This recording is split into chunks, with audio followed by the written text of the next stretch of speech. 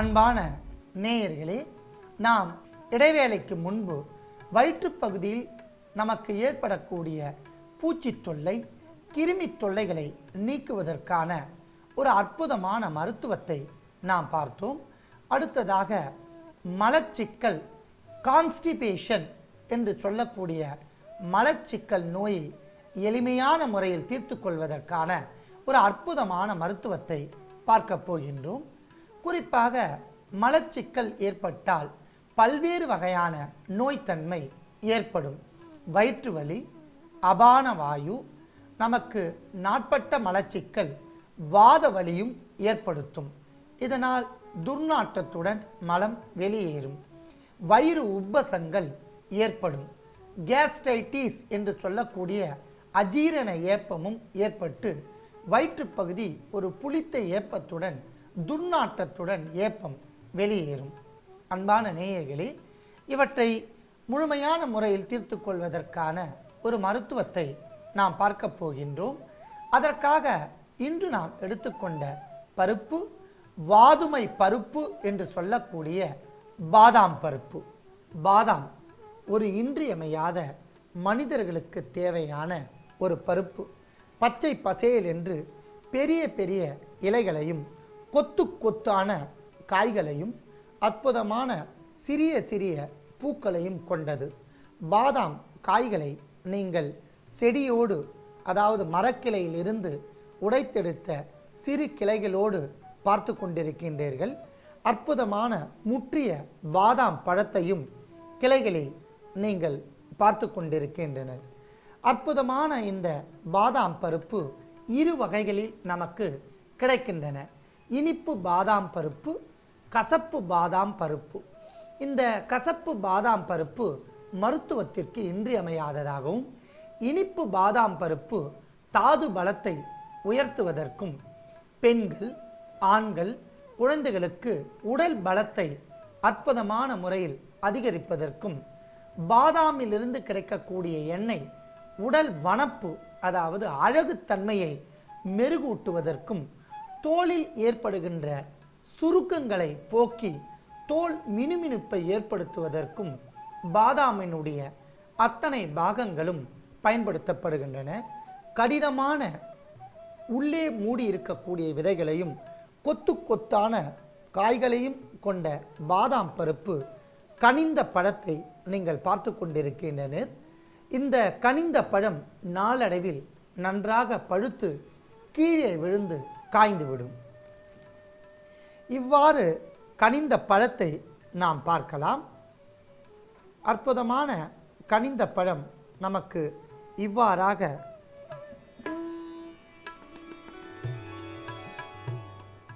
கனிந்த பழத்தின் உள்ளே இருக்கக்கூடிய சதைகள் எல்லாம் ஒரு ரோஸ் வண்ணத்தில் காணப்படும். இவை நீக்கி இதில் இருக்கக்கூடிய பருப்புகளை நாம் எடுத்து முறையாக உடைத்தெடுத்தால்தான் பாதாம் பருப்பு. கனிந்த பழத்தை நன்றாக காய வைத்த பாதாம் விதைகளை நீங்கள் பார்த்து கொண்டிருக்கின்றனர்.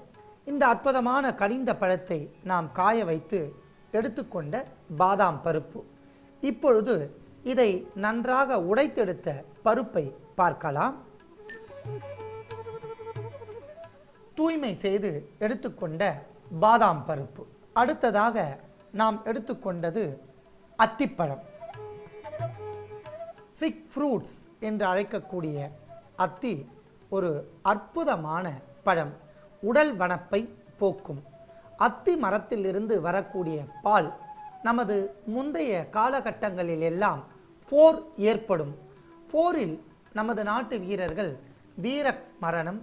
வீர மரணத்தில் ஏற்படக்கூடிய காயங்கள், போரில் புண்கள் ஏற்படும். அந்த புண்ணை ஆற்றுவதற்கு நவீன மருத்துவ வசதிகள் இல்லாத காலகட்டத்தில் பக்க விளைவுகள் இல்லாத இந்த அத்திப்பாலை புண்ணின் மீது தடவி வந்தால் வாளினால் வெட்டுப்பட்ட காயம் மறைந்துவிடும். அந்த வாளினால் வெட்டுப்பட்ட புண்கள் படிப்படியாக ஆறும். பெண்களுக்கு கருப்பை தொந்தரவை நீக்கும். இரத்த சோகை என்கிற அனீமியா நோயை போக்கும். அளவுக்கு அதிகமான இரத்த அணுக்களை உற்பத்தி செய்யும். இது ஒரு அற்புதமான மருந்தான ஒரு அற்புத பழம் அத்தி. அத்திப்பழம் உடலுக்கு பலத்தை ஏற்படுத்தும். ஆண்களுக்கு தாது எண்ணிக்கையை அதிகரிக்கும். உடலில் சோம்பல் தன்மையை நீக்கி மலச்சிக்கல் வராமல் பாதுகாத்து வயிற்று பகுதியில் இருக்கக்கூடிய கிருமிகளையும் போக்கும் என்பதால் நாம் அத்திப்பழத்தையும் எடுத்து வைத்துள்ளோம். அடுத்ததாக நாம் எடுத்துக்கொண்டது தேன். தேன் ஒரு இன்றியமையாத பொருள். தேன் தோல் சுருக்கங்கள் வராமல் பாதுகாக்கும். வயிற்றுப்பகுதியில் தோன்றக்கூடிய பல வகையான நோய்களை போக்கி மலச்சிக்கலையும் தீர்க்கும் என்பதால் நாம் தேனையும் எடுத்து வைத்துள்ளோம். அன்பான நேயர்களே, நாம் முதலில் தூய்மை செய்து எடுத்துக்கொண்ட அத்திப்பழ சதைகளையும் பாதாம் பருப்புகளையும் தேவையான அளவிற்கு நாம் கல்வத்தில் இட்டு அரைத்து விழுது போல் எடுக்க வேண்டும்.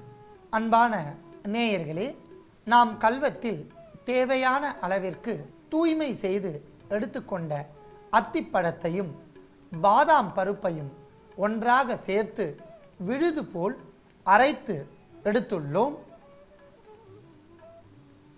அற்புதமான சுவை மிகுந்த சத்துக்களும் நிறைந்த இந்த அத்திப்பழம் பாதாம் பருப்பு கலவையை நாம் மலச்சிக்கல் தீருவதற்கு எவ்வாறு பயன்படுத்தப் போகின்றோம் என்பதை பார்க்கலாம். அரைத்தெடுத்த இந்த விழுதில் தேவையான அளவிற்கு தேன் சேர்த்து கலக்க வேண்டும்.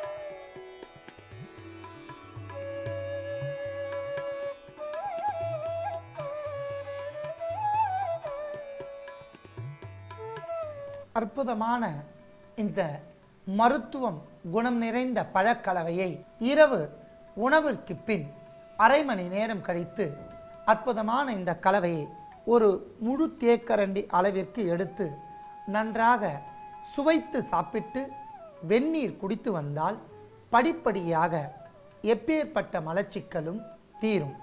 அதோடு மட்டும் அல்லாமல் பக்க விளைவுகள் இல்லாத இந்த அத்திப்பழம், சத்துக்கள் நிறைந்த பாதாம் பருப்பு, உடலுக்கு நன்மையே செய்யக்கூடிய தூய்மையான தேன், இவை மூன்றும் சேர்த்து மலச்சிக்கல் மட்டும் தீர்க்காமல் வயிற்றுப்பகுதியில் தங்கியுள்ள அழுக்குகளை வெளியேற்றும். உடல் மெருகூட்டும். முகமெங்கும் அழகும் வனப்பும் தோன்றும். அன்பான நேயர்களே, எளிமையான முறையில் மலச்சிக்கல் தீருவதற்காக நாம் தயாரிக்கப்பட்ட இந்த மருத்துவத்தை நோய் உடையவர்கள் பயன்படுத்தி நோயின்றி வாழ வேண்டுகிறேன்.